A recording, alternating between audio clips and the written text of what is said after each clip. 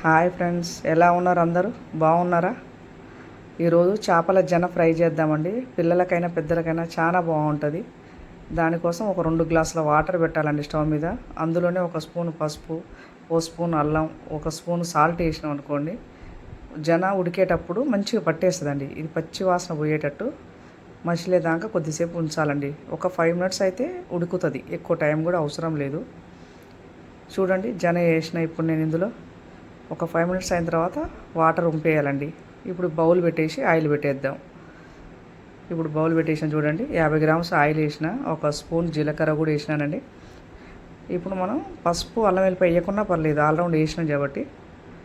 ఇప్పుడు జన వేసి చిన్న మంట మీద ఒక 20 మినిట్స్ మగ్గిస్తే మంచిదండి. ఎందుకంటే పచ్చి వాసన మొత్తం పోవాలి కదా. పెద్ద మంట పెట్టేస్తే మాడిపోతుంది.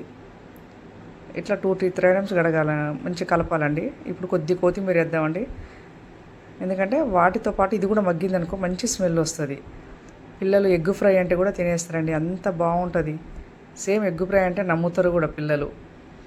చాలా బాగుంటుంది, పిల్లలకు పెద్దలకు ఎవరికైనా బాగుంటుంది.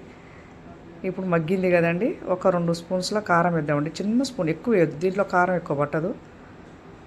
అందుకని చూడండి ఎంత బాగా వచ్చిందో, సేమ్ ఎగ్ ఫ్రై లాగా. ఇప్పుడు ఒక 2 మినిట్స్ మగ్గింది అనుకోండి.